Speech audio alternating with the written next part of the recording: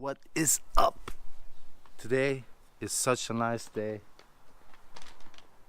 It's hard to not love this country. Look at it. I actually never been to that mountain peak right there. Never. Might do it someday, might not. Nobody knows. And nobody cares. So today I'm gonna do the first part of a two-part series, 10 workout hacks. So today, obviously, we're talking about the first 5.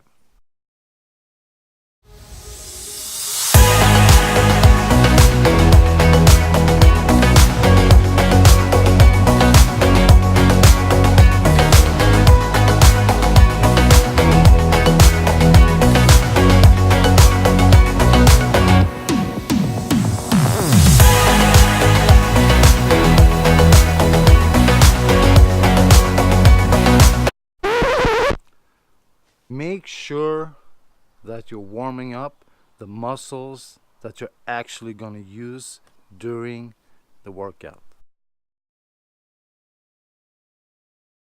Might sound easier than it actually is. You might think that what the hell is he talking about? That, everyone knows that. So let me tell you or ask you, why are you running when you're doing the bench press?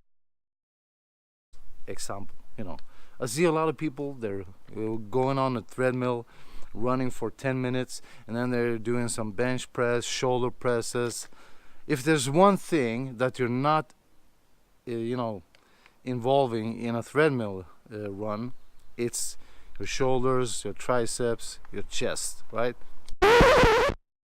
Because as everyone knows, you're probably using something of your lower back, your biceps, obviously, for holding your arms up, and then you're using your legs, obviously. But also, when you're running on a treadmill, you're thinking that, I'm gonna do some deadlifts today, I'm gonna work on my hamstring, and then you go on your treadmill, and let me tell you what, the treadmill is actually running by itself. That means that you are not doing anything to propel it forward, which also means that you're not using your, guess what? That's right, your hamstrings, because your hamstrings are used to move you forward, like like you're rowing in water or whatever. It's the thing that takes you forward, and what takes you upwards is the front of your legs, or most of the time. And running on a treadmill, which has electricity and propels itself, you can pretty much just stand still and jump up and down, and you're actually still running on a treadmill. You know what I mean? Ever thought about it? Did you try it? Flight 229, you're clear for takeoff. Well, let me show you. You think that looks stupid? Well, it looks stupid when you're running on a treadmill thinking that you're warming up for a deadlift. Number 2, if you're working out for strength, my number 1 tip would be always start your workout with a compound movement. You know what I mean? So let's say you're trying to get stronger in your back. Then do something that involves as many muscles as possible, right? Because that's what you want to do first. That's because you want to have all the energy possible for that particular exercise that could improve your strength. So doing let's say you're trying to get stronger in the deadlift, then obviously some form of deadlift or squat or whatever you're doing that day should be first, and then whatever you're doing after that, you don't have to break personal records or whatever, because it's just some supplemental exercises. You're improving your whatever, your form, your technique. You could improve on a lot of things, just endurance, whatever, explosive, blah blah blah. But Focus on that one exercise and give that fucking all you got, and you'll see some crazy results. Number 3, if you are isolating muscles to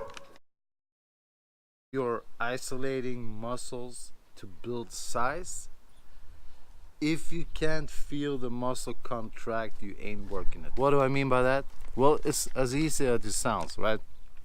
If you're trying to grow a muscle by isolating it in an exercise, and you can't really feel that particular muscle, but you know, when you're getting fatigued or tired, it's, you know, more than one muscle that's actually, you can't really feel a burn in one particular muscle, then you know, you are not isolating it. You need to fucking listen, and you need to learn. You need to think. If you can't feel the burn in one muscle, then what are the odds you're actually using that muscle that intense so it will actually grow? Well, not much.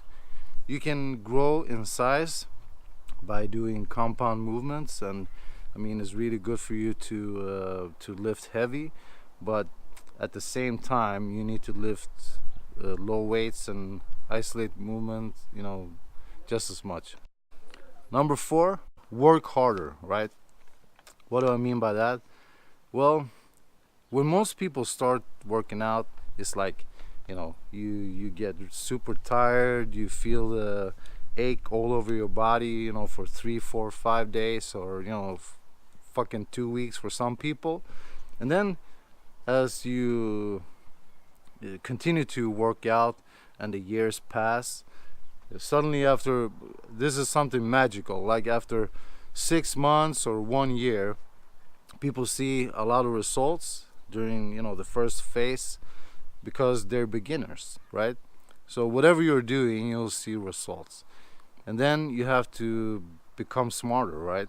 And you have to always continue to push yourself. That includes everything you're doing in life. There's nothing that you can actually call standing still other than sitting in a chair, right? If you ain't moving forward, you're actually moving backwards. And what do I mean by that?